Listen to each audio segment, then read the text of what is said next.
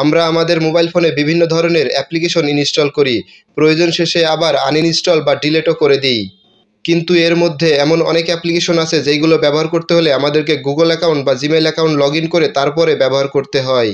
এজন্য অ্যাপ্লিকেশনগুলো ডিলিট করে দেওয়ার পরেও আমাদের মোবাইল ফোনের সাথে অ্যাপ্লিকেশনগুলোর একটা কানেকশন থেকেই যায়, যার মাধ্যমে অ্যাপ্লিকেশনগুলো আমাদের মোবাইল ফোন থেকে বিভিন্ন ধরনের তথ্য চুরি করে।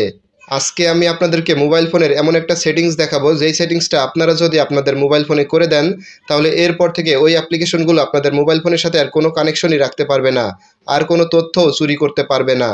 এইরকম অনেক ইন্টারেস্টিং ভিডিও আসবে যেগুলো আপনাদের অনেক কাজে লাগবে। এজন্য অবশ্যই আমাদের পেজটিকে ফলো এবং চ্যানেলটিকে সাবস্ক্রাইব করে পাশেই থাকবেন।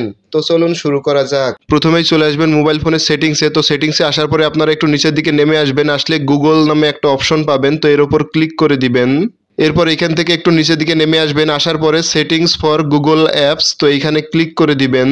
এরপর এখান থেকে কানেক্টেড অ্যাপসে ক্লিক করে দিবেন। এরপর এখান থেকে দেখতে পাচ্ছেন যে টোটাল 7টা অ্যাপ কিন্তু আমার মোবাইলের সাথে কানেক্টেড হয়ে আছে। তো আপনাদের যেই অ্যাপ্লিকেশনগুলোর প্রয়োজন নেই বা আপনারা যেই অ্যাপ্লিকেশনগুলো ডিলিট করে দিয়েছেন, তো এইরকম একটা অ্যাপসের উপর ক্লিক করে দিবেন।